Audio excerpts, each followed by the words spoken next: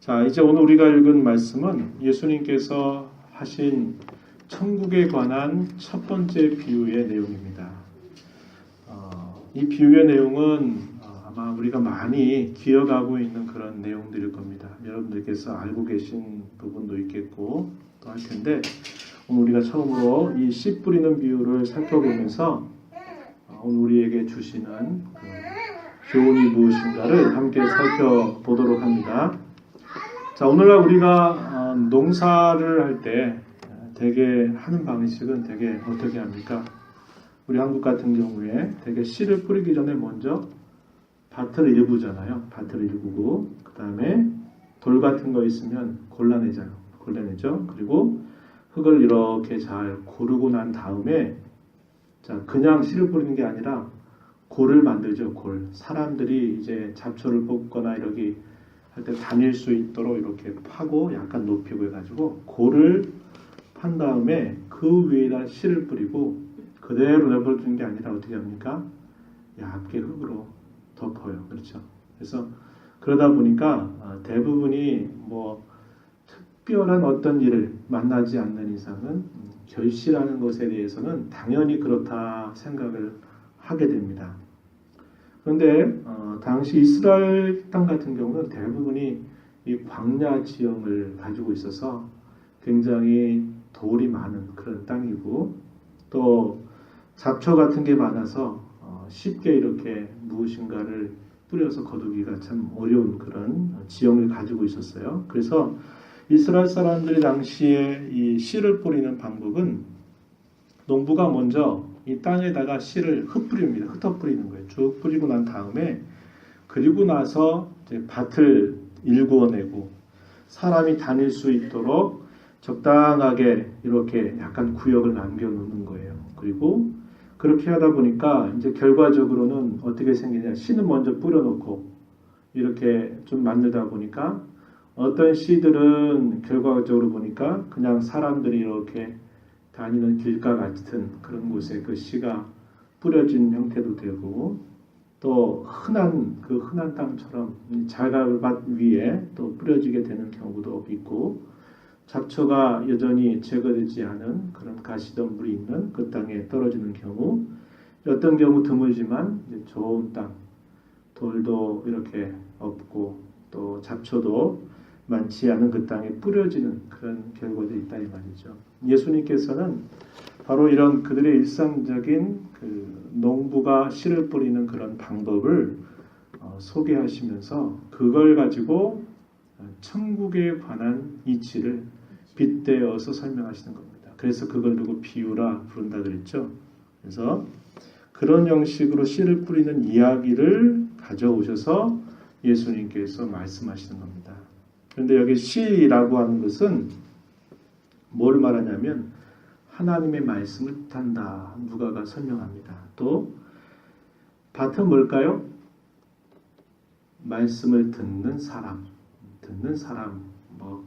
또 구체적으로는 듣는 사람의 어떤 마음, 이것을 뜻하는 말로 이렇게 풀어주고 있고, 그렇다면 자연스럽게 씨를 뿌린 자가 누굴까요? 예수님, 그죠? 예수님, 혹은 예수님이 떠나가시고 난 다음에 누굴까요? 사도들이라든지, 복음을 전하는, 말씀을 전하는 일꾼들을 이제 뜻하는 말이 된다, 이 말입니다. 그래서 오늘 우리가 읽은 앞부분의 내용은 자연스럽게 이해하기 어렵지 않은 이야기를 예수님이 쭉 말씀하셔요.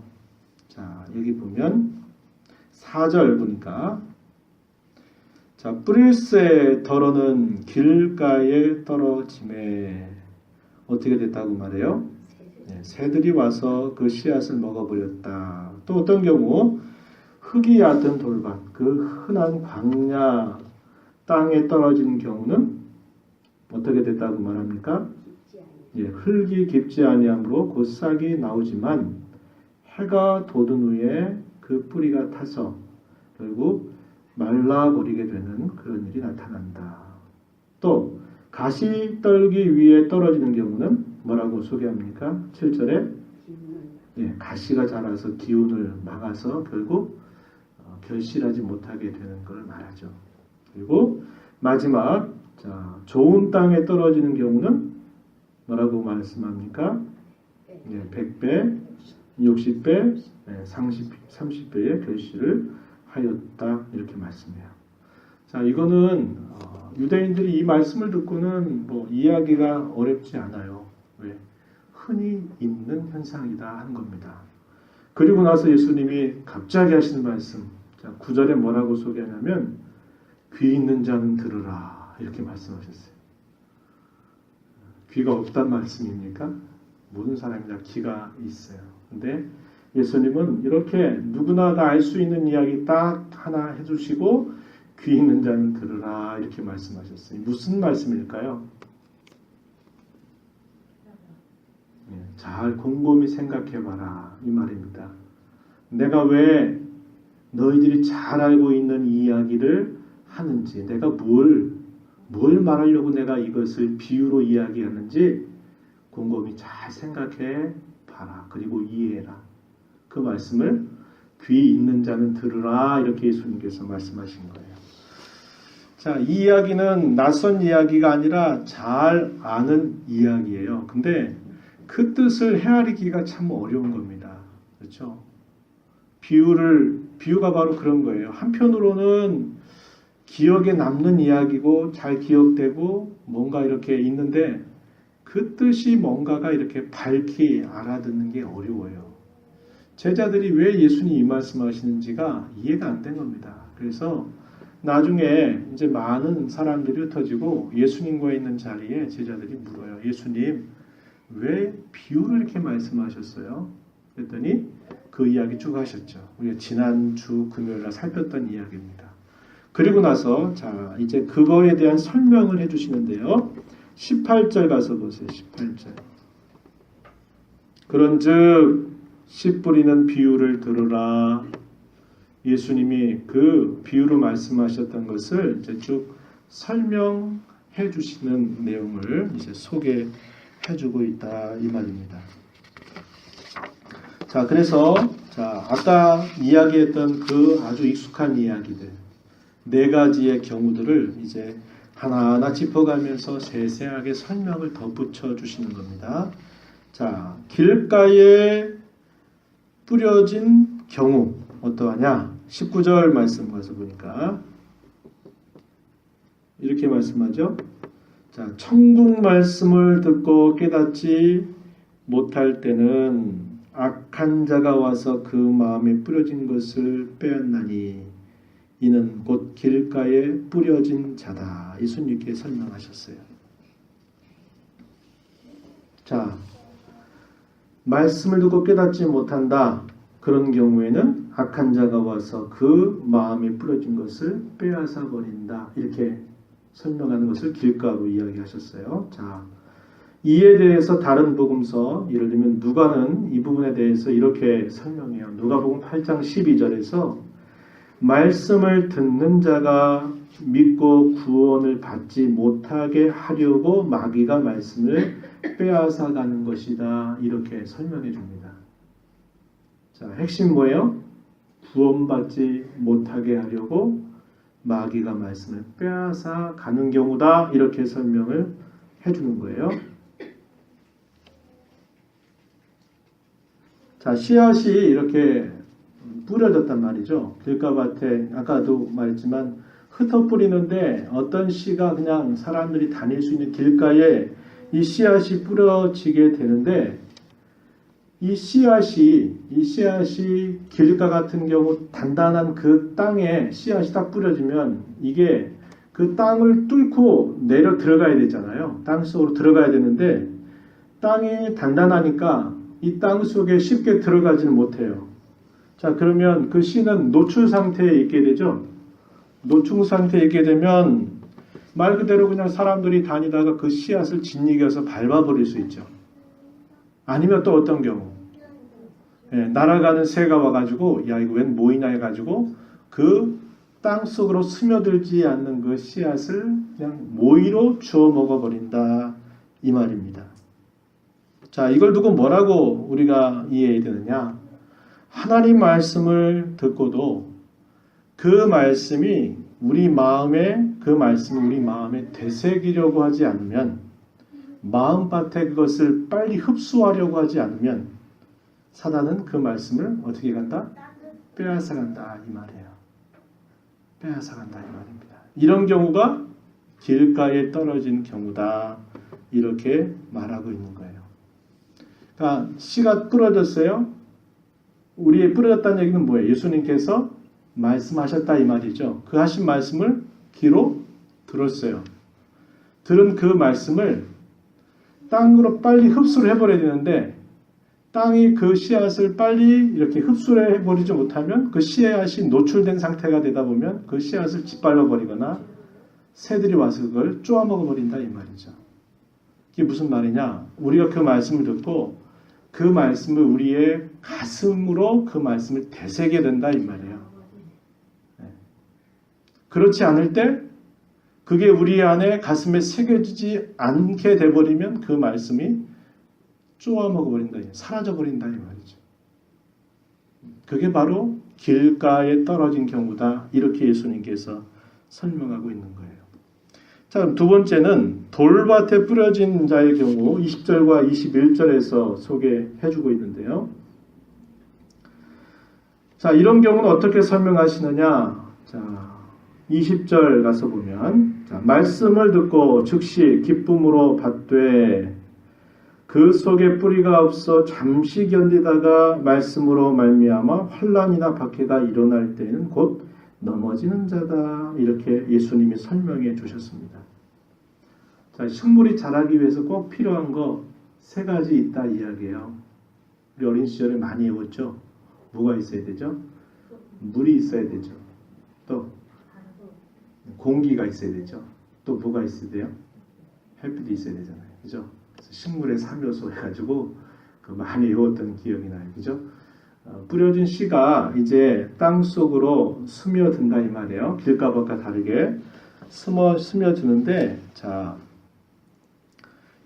이것이 스며들긴 하는데 그 밑에 돌이 많이 섞여 있다 보니까 뿌리가 깊게 내려가지를 못하는 거예요. 그러니까 뿌리가 살짝 나 있는 상태란 말이죠. 그리고 위로는 조그맣게 이렇게 발아했다고 할까요? 그렇게 싹이 나 있는 상태란 말이에요. 그런데 이 뿌리가 깊지 못해가지고 결국 말라서 죽는다 이렇게 예수님이 설명하신 거죠.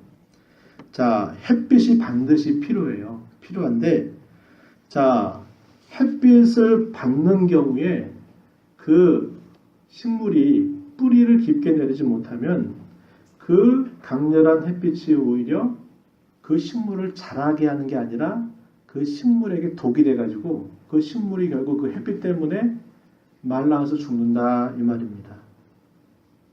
자, 뿌리가 깊으면 햇빛을 받게 됨으로써 그 식물은 잘 자라게 되죠. 그런데 뿌리가 깊지 못하면 햇빛을 받아서 결국 말라 죽는다 이 말입니다. 갈림길이에요. 햇빛은 없어서는 안 돼요. 근데 뿌리가 깊지 못하면 햇빛 때문에 오히려 말라 죽는다 이렇게 지금 소개하고 있다 이 말이죠. 예수님이 그 햇빛을 뭐로 비유하셨느냐 여기 보니까 21절에 뭐라고 말했어요? 환난이나 박해가 일어날 때 곧 넘어진다 그랬습니다. 환난이나 박해 우리의 본성상 없어야 좋아요. 그죠? 누가 이거 좋아하는 사람 누가 있겠어요? 우리에게는 싫어요. 겪고 나서 이겨내도 또 오면 또 낯설고 또 싫습니다. 그렇죠? 싫어요. 그런데 우리의 신앙이 이렇게 바르게 자라기 위해서는 이게 필요하다 이 말이에요. 연단, 훈련이라고 하는 게 필요하다 이 말이에요. 그래서 우리의 신앙의 어떤 단계를 넘어서려면 이런 것 없이 늘 그냥 온실 속에 자라고 있는 그런 식물처럼 있어서 강하게 자랄 수가 없는 거죠. 그래서 반드시 이런 게 필요한 거예요. 그런데 그 신앙의 뿌리가 받쳐주지 못하면 이 환난이나 박해 때문에 결국 넘어져 버린다 이 말입니다. 그렇죠? 갈림길이 된다 이 말이에요. 그 사람의 신앙이 진짜냐 가짜냐 그거는 진짜 어려움을 닥쳐봤을 때 그 닥쳐본 그 일을 그가 어떻게 이렇게 그 일들을 맡고 그것을 감당해 가는가를 보면 그 사람의 신앙이 진짜인지 아닌지, 아니면 그 사람의 신앙이 한 단계 뛰어넘든지, 아니면 거기서 그냥 주저앉아 버리든지 갈라서게 되게 하는 게 바로 그런 시련이나 박해, 이런 것들이다. 이렇게 이야기하고 있다 이 말입니다. 어떤 사람들은, 이러한 사람들은 아주 이렇게 금방 신앙이 쑥쑥 자라는 것처럼 보여요. 우리 신앙생활 하다 보면 그런 분들이 있잖아요. 신앙생활 얼마 안 했는데 너무 이렇게 그냥 아주 쑥쑥 자라고 해서 참 귀하다 이렇게 보이는 경우가 있는데, 이렇게 급속하게 신앙이 자라는 것처럼 보이지만 어려움을 만나고 시련을 만나고 무엇인가 중요한 결단을 할 때 이게 말씀에 따라서 순종해서 결단해야 될지, 아니면 그렇지 않아야 될 어떤 결단의 순간이 닥쳐왔을 때 넘어지는 자들을 우리가 보는 거죠. 이런 경우에 해당된다 이 말입니다. 이렇게 비유해 볼 수 있어요. 마치 일시적으로 이런 시냇물 같은 경우는 비가 한번 확 오게 되면 어떻게 됩니까? 순식간에 막 차고 넘치잖아요. 그죠? 그 차고 넘치는 그 시냇물이 금방 또 어떻게 돼요? 싹 말라버려요. 마치 그와 비슷하다 이 말입니다.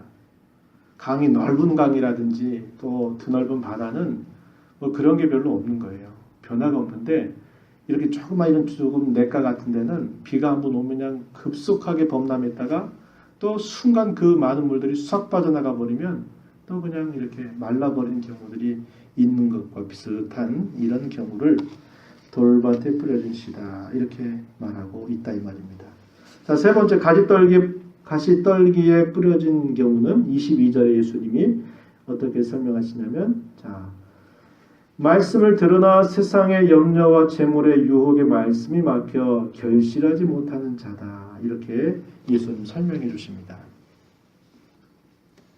자, 누가는 이것에 대해서 이렇게 설명을 덧붙여줘요. 지내는 중 이생의 염려와 재물과 향락의 기울이 막혀 온전히 결실나지 못하는 자, 이렇게 누가복음 8장 14절에서 설명을 덧붙여 주고 있습니다. 자, 지내는 중, 이 말은 무슨 말이에요? 뿌리를 내려서 자라고 있다라는 거예요. 자라고 있는 중 이생의 염려, 재물, 향락의 기운이 막혀서 결실하지 못하는 자, 이런 경우가 가시떨기 위에 뿌려진 경우다. 이렇게 예수님이 설명해 주시는 겁니다. 자, 이것을 두고 사도 요한은 요한 1서 2장 16절에서 자, 이생의 염려, 재물, 향락, 이것을 두고 이런 식으로 정리해 주고 있어요. 우리 잘 기억하는 말씀이죠. 육신의 정욕, 안목의 정욕, 이생의 자랑. 자, 세상을 사랑하면 아버지의 사랑이 그 속에 있지 않다. 세상을 사랑하는 것 할 때 그 세상에 있는 것을 두고 사도 요한이 요약해 주기를 이렇게 말한 거죠. 금방 이야기했던 것처럼 육신의 정욕, 안목의 정욕, 이생의 자랑, 이렇게 요약을 해주고 있다 이 말입니다. 그런데 사실 이 부류에 속해 있는 사람들이 속되거나 불경건한 사람들이 아니에요. 문제는 하나님의 말씀을 듣는 것을 소홀히 여기는 사람도 아니에요. 소홀히 여기는 사람은 어떤 경우입니까? 길가에 뿌려진 경우죠. 말씀을 듣고 그 말씀을 자기 가슴으로 되새기는 일을 하지 않을 경우에 빼앗아가는 경우는 그 씨를 사람 편에 뒀을 때 가볍게 여기는 거죠.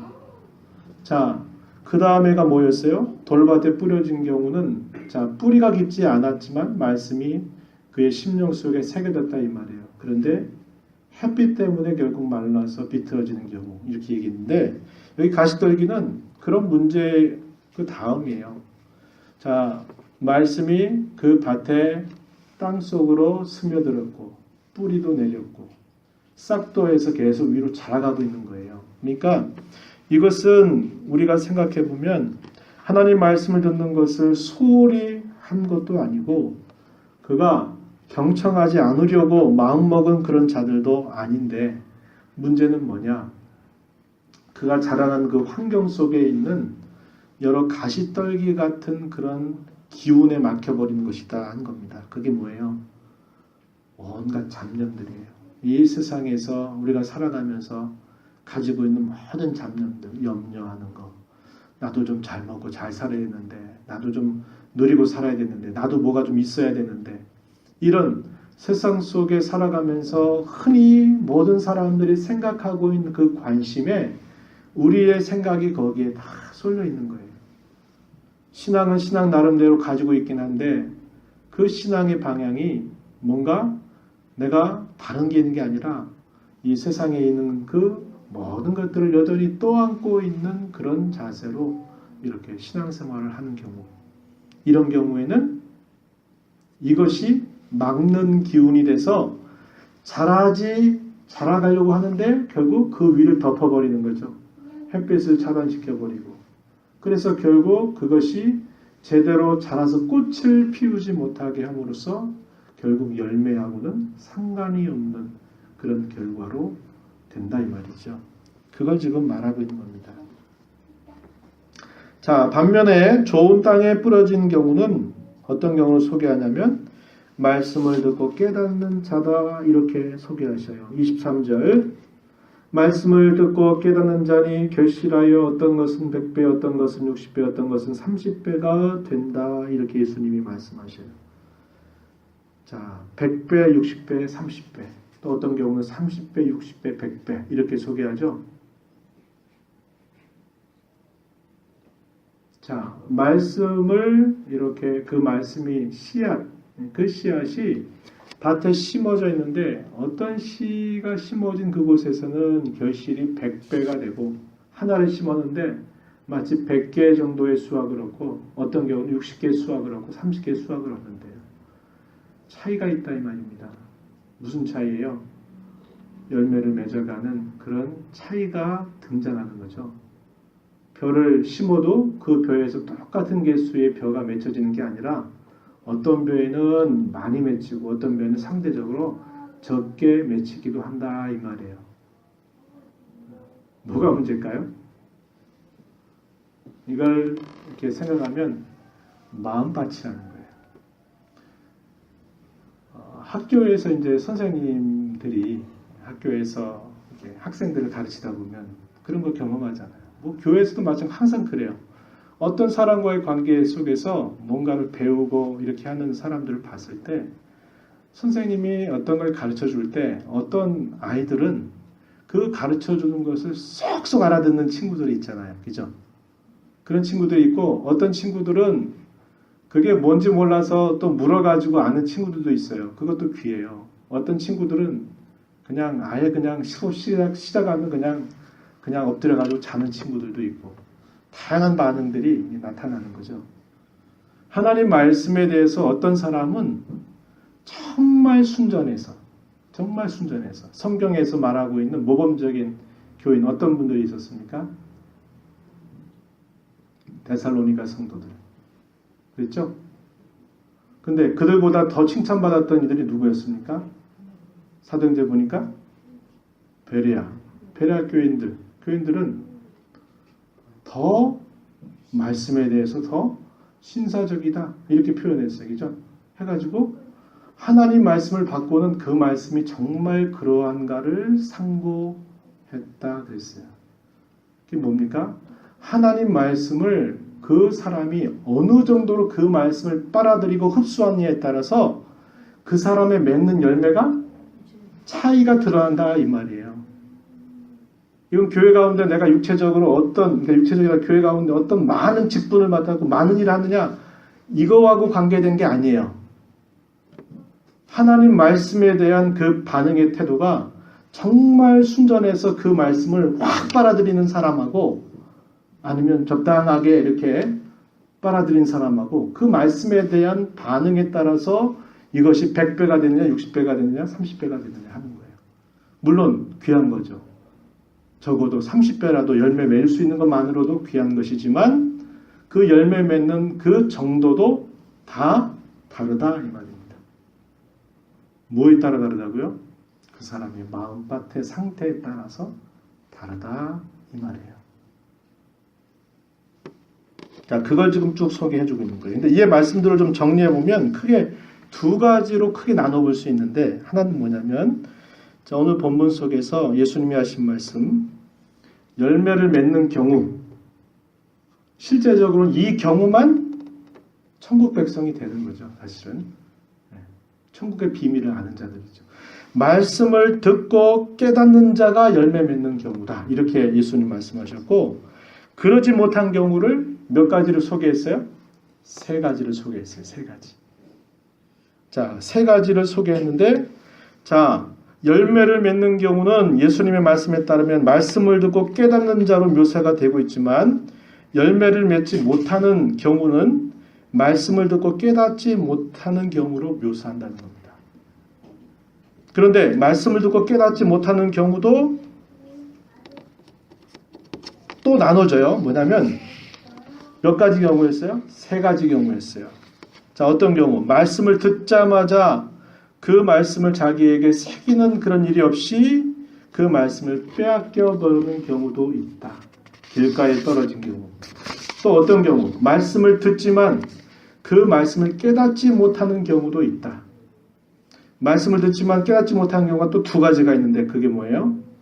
말씀을 듣지만 환난이나 박해로 인해서 넘어지는 경우가 있고 돌밭에 뿌려진 경우. 또 하나는 말씀을 듣지만 세상의 염려와 재물의 유혹에 막혀서 결국 열매 맺지 못하는 경우. 어떤 경우? 가시떨기 위에 떨어진 경우. 자, 이 앞에 세 가지 경우는 결국 다 어떤 면에서 동일하냐? 열매 맺지 못한다 이 말입니다. 한 가지 경우만 열매 맺어요. 이건 뭘 말할까요? 예수님 당시에 얼마나 많은 무리들이 예수님을 따라다녔습니까?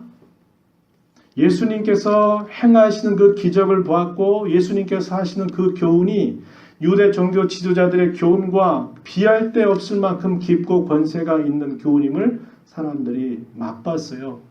그런데 그 허다하고 많은 그 사람들 중에서 정말 그 말씀을 듣고 깨닫는 자는 확률 따지면 몇 프로예요? 25%. 근데 25%도 안 돼요. 실제적으로는. 예수님께서 십자가에 돌아가시고 그 부활하시고 난 다음에 예수 믿는 사람들에 대해서 묘사하고 있는 인물들이 많지가 않아요. 당시에 이 예루살렘에 적지 않은 많은 사람들이 모여 있었고 그 예루살렘에 늘 예수님에 대한 그런 일거수일투족에 대한 소문들이 늘 사람들의 귓가에 오르내리고 예수님이 어느 곳에 나타났으면 사람들이 그곳에 있는 사람들이 따라 쫓아다니면서 봤단 말이에요. 그래서 예루살렘의 예수라고 하는 분은 모르면 그건 예루살렘 사람이 아니었을 정도로 예수님에 대해서 알았지만 실제로 그 예수님의 말씀을 듣고 그 말씀을 깨닫고 열매 맺는 사람은 아주 소수에 지나지 않았다라는 것을 우리가 보게 되는 것입니다. 우리가 이 비유의 내용을 살펴보면서 몇 가지를 적용해 볼 수 있는데 첫 번째는 뭐냐면 이 비유가 갖고 있는 성격은 그 다음에 주어지는 모든 비유들 7가지 혹은 8가지 정도의 비유가 되는 이 모든 비유들의 서론적인 내용이다 이 말이에요. 서론적인 내용이라는 거죠.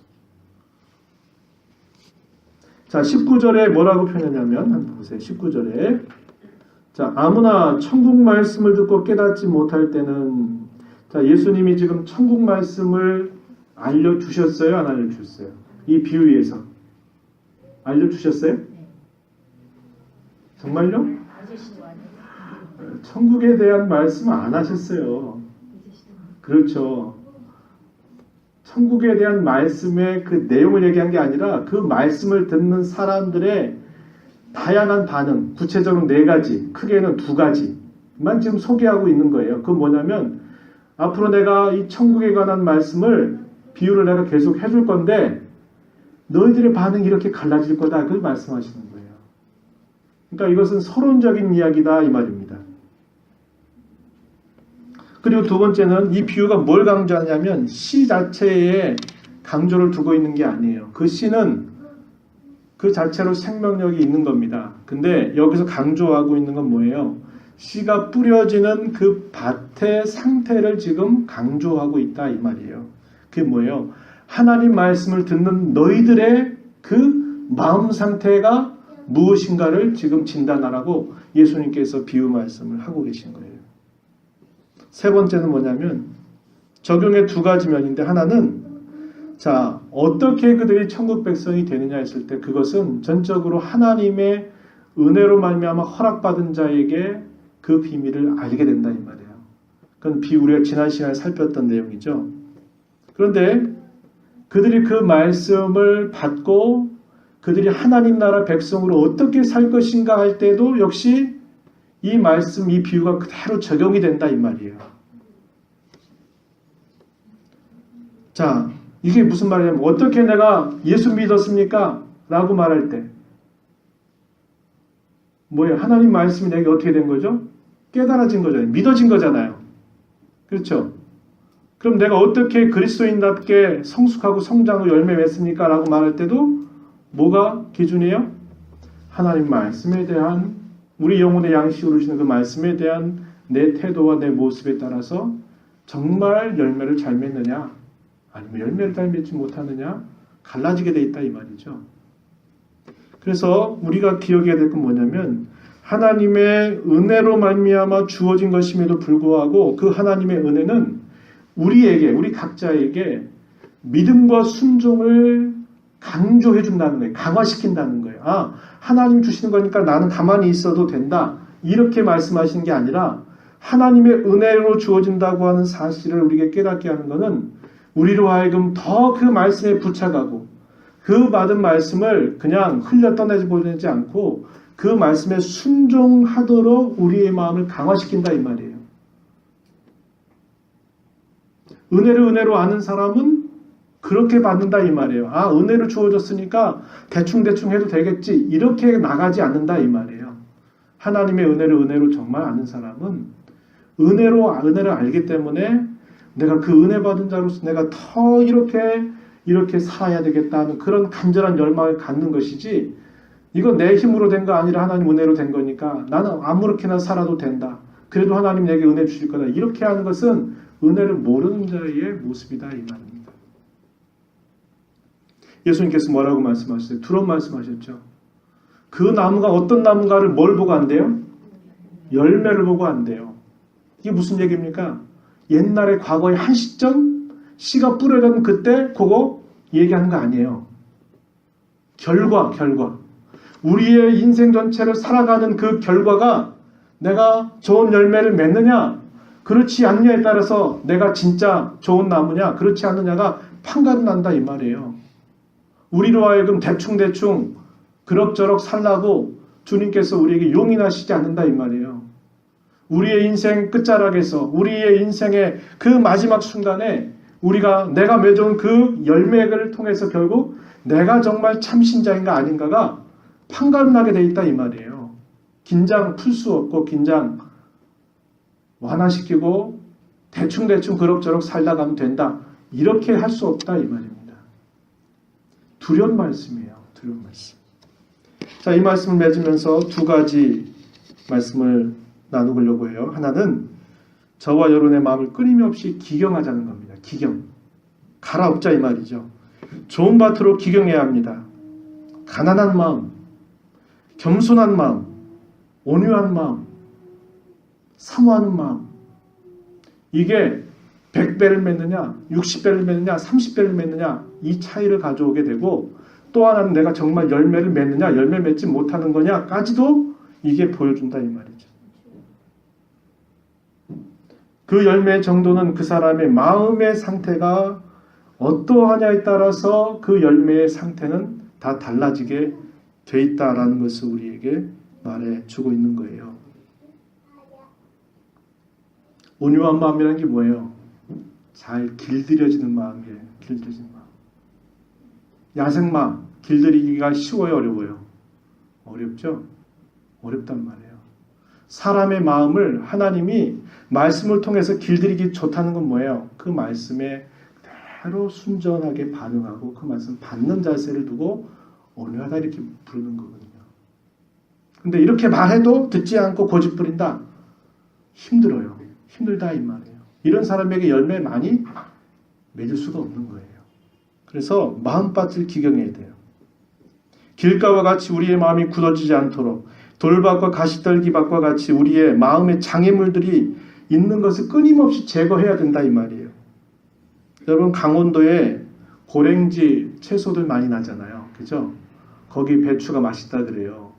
그런데 이 강원도 땅이 처음부터 밭이었을까요? 어땠을까요? 다 산이었어요. 산이면 뭐가 많겠어요? 돌 많잖아요. 돌 많고 또 잡초들 이런 거 얼마나 많겠어요. 그래서 이 강원도 이렇게 그런 농경지 가면 한 구석에 돌무더기가 이렇게 모여있는 거 보셨어요? 돌 쌓아놓은 거나 이렇게 봤어요? 그게 다 뭐 한 겁니까? 밭이 될 수 없는 그 땅에 있는 그 거친 돌들을 계속 제거해가지고 한쪽에 쌓아놓은 거예요. 우리의 신앙의 걸음도 그래야 된다 이 말이에요. 끊임없이 골라내고 뽑아내서 우리의 마음밭이 끊임없이 기경이 돼야 거기서부터 뭘 맺어요? 열매를 맺는다 이 말이지. 두 번째 마지막으로 우리 마음에 흔적을 남기자 이 말입니다. 좀 말이 어려운데요. 무슨 말이냐면 하나님의 말씀이 우리에게서 열매로 나타나려면 우리 마음에 지워지지 않도록 흔적을 남겨야 된다 이 말이에요. 어떻게 흔적을 남기느냐? 먼저는 말씀을 묵상하고 깨달아서 마음속에 그 말씀이 사라지지 않도록 해야 돼요. 길가밭에 떨어진 경우는 흔적이 전혀 남지 않아요. 왜? 땅 속으로 하나도 안 들어갔기 때문에. 그러니까 행인들이 밟아버렸고 마귀가 그걸 쪼아먹어 버렸어요. 그죠? 흔적을 남긴다는 말은 흔적을 남긴다는 것은 묵상하는 겁니다. 되새기는 거예요. 받은 말씀을 깊이 되씹어야 된다 이 말이에요. 근데 우리의 상태가 되게 어떻습니까? 예배당 나가면서 다 까먹고 다 버리고 간다 이 말이에요. 다 잊어버리잖아요. 오늘 본문 어디였습니까? 또 물어보면 답변 못한대요. 많은 사람들이. 그게 무슨 말이에요? 하나님 말씀을 소홀히 대하고 있다 이 말입니다. 그럼 뭐예요? 받는 것도 까먹은다면 그거 어떻게 되새기겠어요? 그러니까 끊임없이 그 말씀을 되새겨야 된다. 그래서 여러분의 우리 마음속에 그 말씀의 흔적이 우리 마음속에 새겨져야 된다는 거예요. 그건 새겨지는 거는 금방 얘기했지만 계속 되새김질을 하지 않으면 새겨지질 않아요.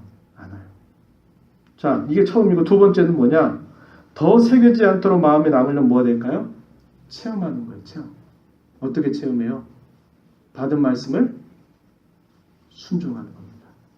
순종해서 그 순종한 그것이 내게 체험이 돼서 내가 이렇게 순종했더니 이러이러한 것이 딱 새겨지는 거죠. 그러니까 말씀을 듣고 묵상하고 그걸 되새기는 것뿐만 아니라 그 말씀, 되새기게 했던 그 말씀 가지고 내가 작은 것이라도 하나 순종하는 그런 내가 그런 순종에 열심히 실천하려고 해서 그 순종이 되면 그게 내 마음에서 더 확고하게 분명하게 자리 잡는다 이 말이에요. 그럼 그게 결국 어떻게 나타납니까? 선한 열매로 나타나게 돼 있다 이 말이에요. 결론은 간단합니다. 말씀을 잘 듣고 그 말씀을 되새기고 이걸 묵상한다 그래. 묵상. 소가 먹었던 그 여물을 다시 끄집어내가지고 되씹어가지고 그 여물을 삼키죠. 그거를 묵상한다라고 쓰고 있어요. 받은 말씀 잊어버리면 안 되고 당연히 안 되고 그 말씀을 계속 되뇌어야 된다 이 말이죠. 그래서 새기고 그 새긴 그 말씀을 내가 하나라도 순종해서 확실하게 그것이 내 마음에 새겨지고 흔적을 남기면 그게 열매로 나타난다 이 말입니다. 우리가 그 말씀을 기억하면서 이것은 내가 어떻게 예수 믿는 사람이 됐습니까? 그것만 이야기하는 거 아니고 내가 어떻게 예수 믿는 사람으로 내가 어떻게 주님 앞에 열매 맺어 갈까요? 라고 말할 때 반드시 우리에게 있어야 될 자세임을 우리가 분명히 기억할 것입니다.